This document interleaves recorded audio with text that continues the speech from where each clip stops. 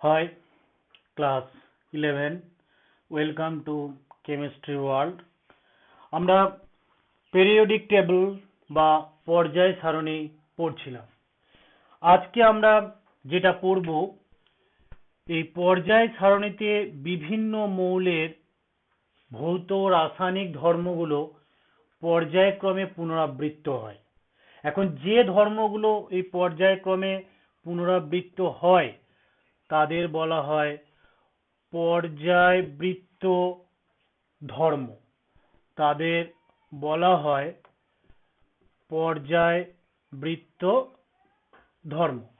আর যেগুলো পর্যায়ক্রমে পরিবর্তন হয় না তাদের বলা হয় অপর্যায়বৃত্ত ধর্ম। ঠিক আছে, যেগুলো পর্যায়ক্রমে পুনরাবৃত্ত হয় না। এখন এই অপর্যায়বৃত্তের ধর্মের মধ্যে কি কি আছে না, তেজস্ক্রিয়তা, তারপরে বর্ণ, দ্রাব্যতা ইত্যাদি, এগুলো হচ্ছে অপর্যায়বৃত্ত ধর্ম। ওইগুলো আমরা এখানে পড়ব না। আমরা যেগুলো পড়ব পর্যায়বৃত্ত ধর্ম। এখন পর্যায়বৃত্ত ধর্মের প্রথমেই যেটা আমরা পড়ব পারমাণবিক ব্যাসার্ধ। এই পারমাণবিক ব্যাসার্ধ কাকে বলে? যে কোনো একটা পরমাণুর যে নিউক্লিয়াস, সেই নিউক্লিয়াসকে কেন্দ্র করে বিভিন্ন বৃত্তাকার কক্ষপথে ইলেকট্রনগুলো ঘুরছে। কারো দুটো কক্ষপথ থাকে, কারো কক্ষ থাকে, কারো তিনটে থাকে, কারো একটা থাকে, কারো ছটা থাকে। যতগুলোই থাকুক না কেন, পারমাণবিক ব্যাসার্ধ হলো কোনো একটা পরমাণুর নিউক্লিয়াস থেকে বহিস্থ কক্ষের যে দূরত্ব, সেটাকেই বলা হয় পারমাণবিক ব্যাসার্ধ। ঠিক আছে, এখন এই পারমাণবিক ব্যাসার্ধ থেকে আমরা কি জানতে পারি? পরমাণুর আকারটা ছোট না বড়। যদি পারমাণবিক ব্যাসার্ধ যদি বেশি হয় তাহলে আকার বড়, আর পারমাণবিক ব্যাসার্ধ কম হলে আকার কি হবে? ছোট। ঠিক আছে, এখন এই যে পারমাণবিক ব্যাসার্ধ, এইটা পর্যায় আর শ্রেণী বরাবর কিভাবে পরিবর্তন হয়? এখন পর্যায় বরাবর গেলে, পারমাণবিক পর্যায় বরাবর যদি আমরা বাম দিক থেকে ডান দিকে যাই, পারমাণবিক ব্যাসার্ধ কমে, অর্থাৎ আকার আস্তে আস্তে ছোট হয়। আর শ্রেণী বরাবর যদি আমরা উপর থেকে নিচে নামি, তাহলে পারমাণবিক ব্যাসার্ধ বাড়ে, অর্থাৎ আকার আস্তে আস্তে বড় হয়। এখন প্রশ্নটা হচ্ছে কেন? আমরা পর্যায় বরাবর, ধরো 2 নম্বর পর্যায়, lithium, beryllium, boron, carbon, nitrogen, oxygen, fluorine, নিয়নটা লিখব না। আমাদের বেশিরভাগ পর্যায়বৃত্ত যে ধর্মগুলো আছে তাদের পরিবর্তনের কিভাবে পরিবর্তন হয় সেটা ব্যাখ্যা করার সময় এই 18 নম্বর শ্রেণী আর 7 নম্বর পর্যায়, এই দুটোকে বাদ দেওয়া হয়। ঠিক আছে, সেই জন্য আমরা নিয়নটা লিখলাম না। এখন 2 নম্বর পর্যায় মানে কি? প্রত্যেকেরই দুটো করে কক্ষ, প্রত্যেকেরই দুটো করে কক্ষ, ওইটা নিউক্লিয়াস, প্রত্যেকেরই দুটো করে কক্ষ। ঠিক আছে, এখন এর পরমাণু ক্রমাঙ্ক 3, তাহলে প্রথম কক্ষে দুটো, বাইরের কক্ষে, প্রথম কক্ষে দুটো, বাইরের কক্ষে একটা, তাই তো? তাহলে এর প্রোটন 3টে আর বাইরের কক্ষে ইলেকট্রন হচ্ছে একটা। এর ক্ষেত্রে প্রোটন 4টে, বাইরের কক্ষে ইলেকট্রন 2টো। এর 5, 3, এর 6, 4, এর 7, 5, এর 8, 6, এর 9, 7, তাই তো? তাহলে আমরা পর্যায় বরাবর বাম দিক থেকে ডান দিকে গেলে নিউক্লিয়াসে প্রোটন সংখ্যা বাড়ছে, পজিটিভ আধানের মান বাড়ছে, আবার যেহেতু কক্ষ সংখ্যা পরিবর্তন হচ্ছে না, কিন্তু বাইরের কক্ষে ইলেকট্রন বাড়ছে, তাহলে আকর্ষণ বলটা কি হবে? বাড়বে। এই আকর্ষণ বল বৃদ্ধির ফলে আমাদের পর্যায় বরাবর বাম দিক থেকে ডান দিকে গেলে আস্তে আস্তে আকারটা কি হয়ে যায়? ছোট হয়ে যায়। তাহলে আকার যদি ছোট হলো কেন? তাহলে এই নিউক্লিয়াসের সঙ্গে বহিস্থ কক্ষের ইলেকট্রনের মধ্যে আকর্ষণ বলটা বেড়ে গেল। ঠিক আছে? তাহলে বাম দিক থেকে ডান দিকে গেলে কেন আকার ছোট হয় বা পারমাণবিক ব্যাসার্ধ কেন কমে, বোঝা গেল নিশ্চয়ই। এরপর শ্রেণী। আমাদের যে কোনো একটা শ্রেণী, ধরো 1 নম্বর শ্রেণী, hydrogen, lithium, sodium, potassium, rubidium, caesium, francium নেব না। এখন এটা সবাই 1 নম্বর শ্রেণী, কিন্তু এ 1 নম্বর কক্ষ 2, 3, 4, 5, 6, তাহলে এর কটা কক্ষ হবে? একটা, এর দুটো, এর তিনটে, এর চারটে, এর পাঁচটা, এর ছটা কক্ষ, তাই তো? তাহলে এর ব্যাসার্ধ এটা, এর ব্যাসার্ধ এটা, এর এটা, এর ক্ষেত্রে এটা, এর ক্ষেত্রে এটা, এর ক্ষেত্রে এটা। তাহলে উপর থেকে যদি নিচে নামি কোনো একটা শ্রেণী বরাবর, তাহলে আমরা দেখতে পাচ্ছি কক্ষ সংখ্যা বাড়ছে, তাহলে পারমাণবিক ব্যাসার্ধ কি হবে? বাড়বে। এখান থেকে আমরা আরেকটা বলতে পারি, উপর থেকে নিচে নামলে এই নিউক্লিয়াস আর বহিস্থ কক্ষের যে ইলেকট্রন, দুজনের মধ্যে আকর্ষণ বলটা আস্তে আস্তে কমে যাচ্ছে। এই যে জিনিসটা আমরা পড়লাম, পরবর্তী যে আমরা পর্যায়বৃত্ত ধর্মগুলো পড়বো, এগুলো সবই এর সঙ্গেই রিলেটেড। এইটা খুবই ইম্পর্টেন্ট। তাহলে পর্যায় বরাবর বাম দিক থেকে ডান দিকে গেলে আকার আস্তে আস্তে ছোট হচ্ছে, এবং নিউক্লিয়াস ও বহিস্থ কক্ষের ইলেকট্রনের মধ্যে আকর্ষণ বল বাড়ছে। আর শ্রেণী বরাবর যদি আমরা উপর থেকে নিচে নামি, ব্যাসার্ধ আস্তে আস্তে বাড়ছে, এবং নিউক্লিয়াস ও বহিস্থ কক্ষের মধ্যে ইলেকট্রনের মধ্যে আকর্ষণ বলটা কমছে। ঠিক আছে? এখন আমাদের এই পারমাণবিক যে ব্যাসার্ধ, এই পারমাণবিক ব্যাসার্ধ 3 রকম ক্ষেত্রে পাওয়া যায়। নাম্বার 1 হচ্ছে সমযোজী ব্যাসার্ধ, নাম্বার 2 হচ্ছে ধাতব ব্যাসার্ধ, আর নাম্বার 3 হচ্ছে ভ্যান ডার ওয়ালস ব্যাসার্ধ।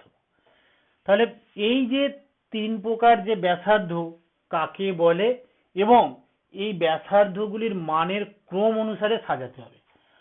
প্রথমেই আসছে আমরা সমযোজী। সমযোজী ব্যাসার্ধ কাকে বলে? না, সমযোজী বন্ধনে আবদ্ধ দুটি পরমাণুর নিউক্লিয়াসের মধ্যবর্তী দূরত্বের অর্ধেকটাকে বলা হবে সমযোজী ব্যাসার্ধ। তাহলে সমযোজী ব্যাসার্ধ কোনটা? এইটুকু। ঠিক আছে? আর ধাতব ব্যাসার্ধ কাকে বলে? না, কোনো একটা ধাতব পদার্থের মধ্যে অণুগুলো বা পরমাণুগুলো কি হয়? এরকম পাশাপাশি থাকে।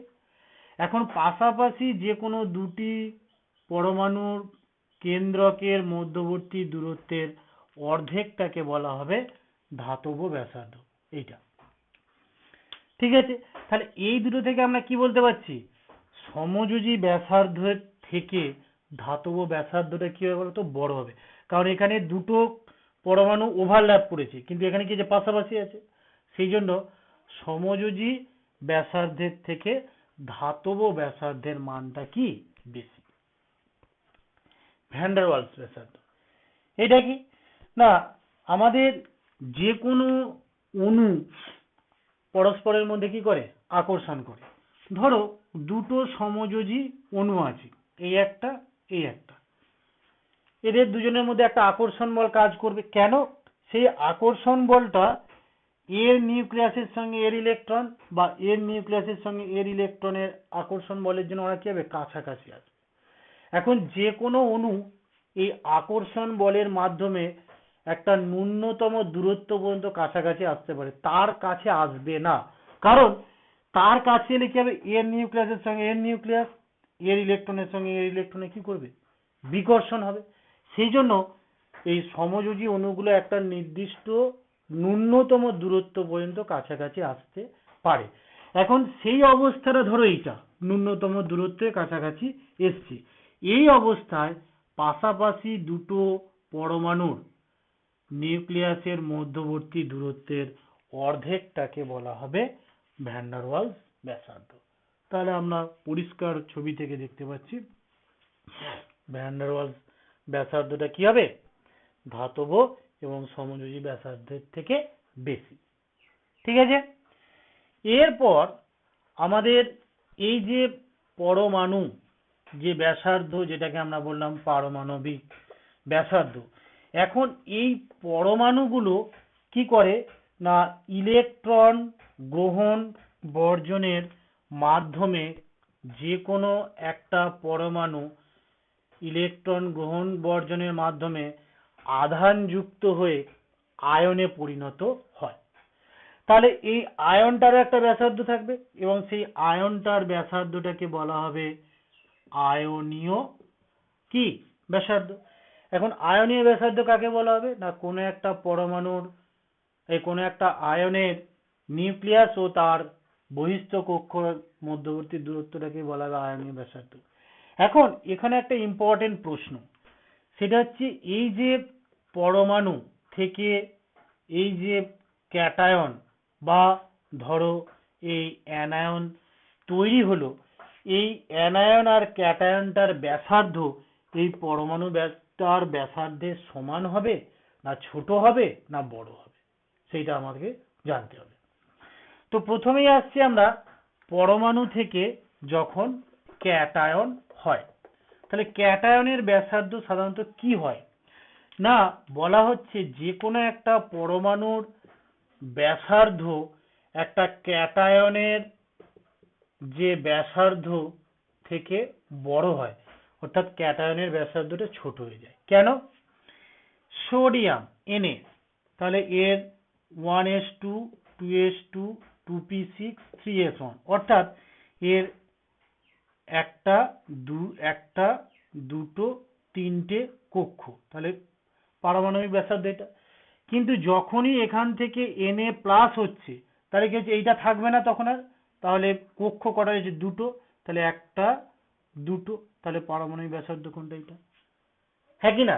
তাহলে আমরা বলতে পারি যে পরমাণু থেকে যখন ক্যাটায়ন হয় তখন কক্ষ সংখ্যা পরিবর্তন হয়ে যেতে পারে, জেনারেলি কমে, সেই জন্য আকারটা কি হয়ে যায়, ছোট হয়ে যায়। এইটা একটা গেল কারণ। আবার অনেক সময় দেখা গেল আকার এই কক্ষ সংখ্যা পরিবর্তন হয়, তখন কি করে বলবো? যেমন ধরো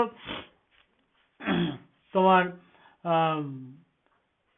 ধরো এমজি না ধরে ধরো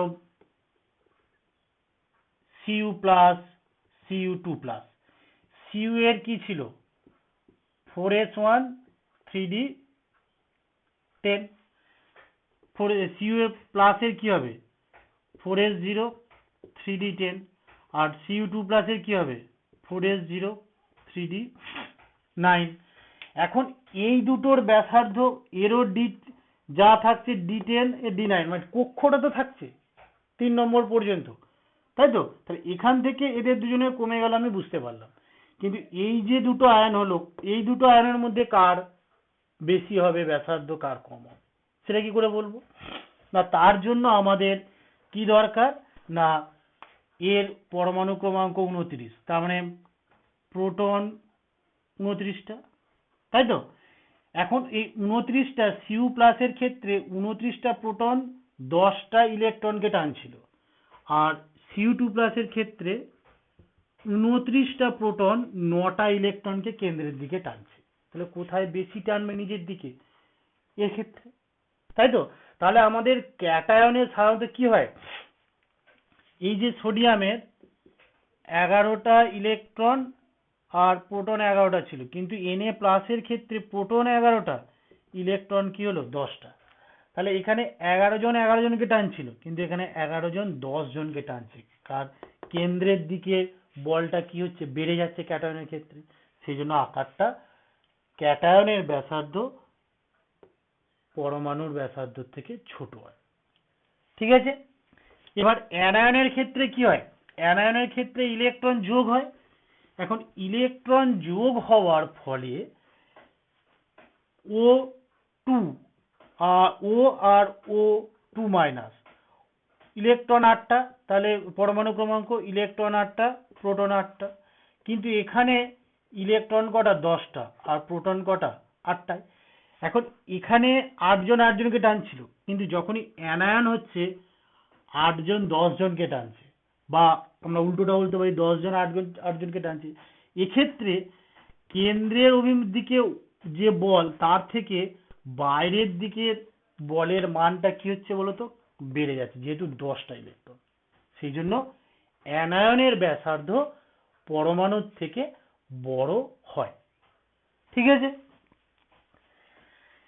এরপর আরেকটা এই ব্যাসার্ধ সম্পর্কিত জিনিস আছে, সেটা হচ্ছে আইসো ইলেকট্রনিক। আইসো ইলেকট্রনিক এইটা কি, মানে সম ইলেকট্রন যুক্ত কোন একটা পরমাণু, ধরো নিয়ন, এর ইলেকট্রন কটা, 10টা। এখন এই নিয়নের সমসংখ্যক ইলেকট্রন যুক্ত আমরা ক্যাটায়ন এবং অ্যানায়ন পেতে পারি। তাহলে ক্যাটায়ন পেতে গেলে এর পরমাণু ক্রমাঙ্ক যা তার থেকে বেশি পরমাণু ক্রমাঙ্ক যুক্ত পরমাণু নেব। তাহলে বেশি মানে কত, 9, এই 10 আছে, 10-এর বেশি কত, 11, সোডিয়াম। ম্যাগনেসিয়াম নেব 12, তাহলে Na প্লাস মানে কি হয়ে গেল, 10টা ইলেকট্রন। Mg2 প্লাস মানে কি হলো, 10টা ইলেকট্রন। আর অ্যানায়ন বার করতে গেলে সম ইলেকট্রন যুক্ত কম পরমাণু যুক্ত পরমাণু ক্রমাঙ্ক যুক্ত পরমাণু নিতে হবে। ঠিক আছে, তাহলে 10, তাহলে আমি অক্সিজেন নিলাম 8, তাহলে 2টো ইলেকট্রন যোগ করে দাও O2 মাইনাস। নাইট্রোজেন নিলাম 7, 3টে ইলেকট্রন যোগ করে N3 মাইনাস। ফ্লুরিন 9, একটা ইলেকট্রন যোগ করে দাও F মাইনাস।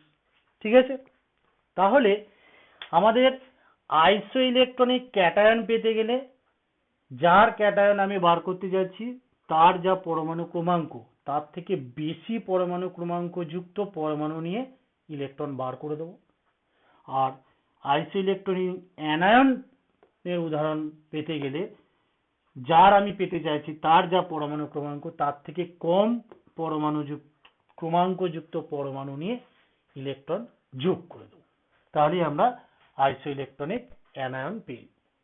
ঠিক আছে, এখন এই যে আইসো ইলেকট্রনিক ক্যাটায়ন আর আইসো ইলেকট্রনিক অ্যানায়ন যদি হয়, আইসো ইলেকট্রনিক ক্যাটায়ন যেমন ধরো Na প্লাস, তারপরে Mg2 প্লাস, Al3 প্লাস, এদের সবারই 10টা করে ইলেকট্রন আছে। এখন প্রশ্ন হচ্ছে এদের ব্যাসার্ধ কি সমান হবে? উত্তরটা হচ্ছে না। সোডিয়ামের প্রোটন 11টা, ইলেকট্রন 10টা। ম্যাগনেসিয়ামের প্রোটন 12টা, ইলেকট্রন 10টা। অ্যালুমিনিয়ামের প্রোটন 13টা, ইলেকট্রন 10টা। তাহলে দেখো এর 11জন 10জনকে টানছে, এর 12জন 10জনকে, এর 13জন 10জনকে। তাহলে এই অ্যালুমিনিয়ামের ক্ষেত্রে কেন্দ্রের দিকে বলের মানটা কি সবচেয়ে বেশি, তাহলে Al3+ এর ব্যাসার্ধ কি সবচেয়ে কম। তারপরে ম্যাগনেসিয়াম আর Na+ এর ব্যাসার্ধ হচ্ছে সবচেয়ে বেশি। অর্থাৎ আইসো ইলেকট্রনিক ক্যাটায়নের যত চার্জ বাড়বে তার ব্যাসার্ধ তত কমে যাবে। ঠিক আছে, ঠিক তেমনি আইসো ইলেকট্রনিক অ্যানায়ন, এই যে O2 মাইনাস, তারপরে F মাইনাস আর N3 মাইনাস, এর ক্ষেত্রে কি প্রোটন 9টা, ইলেকট্রন 10টা। এর ক্ষেত্রে প্রোটন 8টা, ইলেকট্রন 10টা। এর ক্ষেত্রে প্রোটন 7টা, ইলেকট্রন 10টা। তাহলে এই যে আইসো ইলেকট্রনিক যে অ্যানায়নগুলো আমরা নিয়েছি দেখো এর 9 জন 10 জনকে, এর 8 জন 10 জনকে, এর 7 জন 10 জন, তাহলে এই n3 মাইনাসের ক্ষেত্রে বাইরের দিকের বলের মানটা বেশি হবে, যেহেতু ইলেকট্রন বেশি বেশি আছে 10টা সব থেকে, এই 7 এখানে 10, এখানে 7 জন কেন্দ্রের দিকে টানছে আর 10 জন বাইরের দিকে টানছে, তাহলে n3 মাইনাসের ক্ষেত্রে এই বাইরের দিকের বলটার মানটা বেশি হবে। সেই জন্য আইসো ইলেকট্রনিক অ্যানায়নের ক্ষেত্রে চার্জ যত বাড়বে ব্যাসার্ধও তত বড় হবে, আর আইসো ইলেকট্রনিক ক্যাটায়নের ক্ষেত্রে চার্জ যত বাড়বে ব্যাসার্ধ তত ছোট হবে। ঠিক আছে, তাহলে আমাদের এই যে এই যে ক্যাটায়ন এবং অ্যানায়নগুলো দেওয়া হয়েছে আইসো ইলেকট্রনিক, এখান থেকে আমরা কি পেলাম বলতো?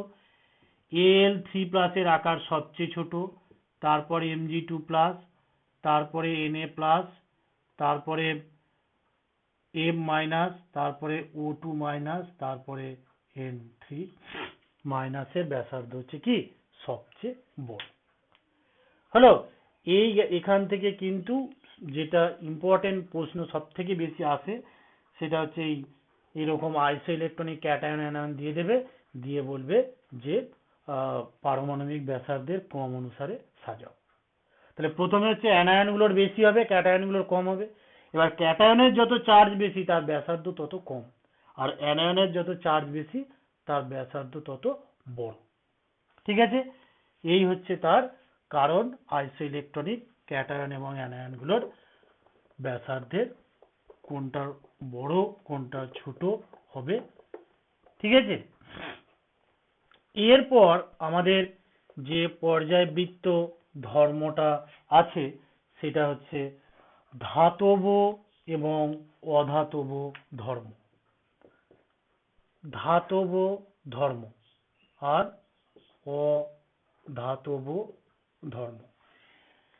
ধাতব ধর্মটা কি না, ধাতব ধর্ম হলো ইলেকট্রন বর্জন করে ক্যাটায়নে পরিণত হওয়ার প্রবণতাকে ধাতব ধর্ম বলে, আর ইলেকট্রন গ্রহণ করে অ্যানায়নে পরিণত হওয়ার প্রবণতাটাকে বলা হয় অধাতব ধর্ম। এখন ইলেকট্রন কারা বর্জন করবে? আকার ছোট হলে না বড় হলে? বড় হলে, কারণ আকার যত বড় হবে তত নিউক্লিয়াসের সঙ্গে বাইরের কক্ষের ইলেকট্রনের দূরত্ব বেশি, তাহলে আকর্ষণ বল কম। আর গ্রহণ কারা করবে? যাদের আকার ছোট হবে, কারণ ছোট হলে আকর্ষণ বলটা বেশি, সেই জন্য বাইরে থেকে যে ইলেকট্রনটা আসবে সেই ইলেকট্রনটাকে নিউক্লিয়াস আকর্ষণ করতে পারবে। এখন আমরা বাম দিক থেকে যদি ডান দিকে যাই কোনো একটা পর্যায় বরাবর, তাহলে আকার কি হতো? ছোট। তাহলে আকার যদি ছোট হয় ইলেকট্রন গ্রহণ করার প্রবণতা বাড়বে, মানে ধাতব ধর্ম কম হবে আর অধাতব ধর্ম কি হবে? বেশি হবে। আর শ্রেণী বরাবর যদি আমরা উপর থেকে নিচের দিকে যাই তাহলে ধাতব ধর্মটা বেশি হবে আর অধাতব ধর্মটা কম হবে, কারণ উপর থেকে নিচে নামলে শ্রেণী বরাবর আকার বেড়ে যায়, তাহলে আকার বেড়ে গেলে ইলেকট্রন বর্জন করার প্রবণতা বাড়বে, গ্রহণ করার প্রবণতা কম হবে। ঠিক আছে, এই হলো ধাতব এবং অধাতব ধর্ম। এরপর যেটা আছে সেটা হলো জারণ এবং বিজারণ ধর্ম। জারণ এবং বিজারণ ধর্ম। জারণ ধর্ম আর বিজারণ ধর্ম। এখন জারণ ধর্ম মানে কি বোঝায় না, জারণ ধর্ম বলতে আমরা জারকের কথা বলি। এখন জারক কারা? যারা অপরকে জারিত করে নিজে কি হবে? বিজারণ। আর বিজারণ মানে কি? বিজারণ মানে ইলেকট্রন, বিজারণ মানে হচ্ছে ইলেকট্রন গ্রহণ। তাহলে জারণ ধর্ম মানে ইলেকট্রন গ্রহণ করার কথা বলা হচ্ছে। তাহলে কারা গ্রহণ করবে?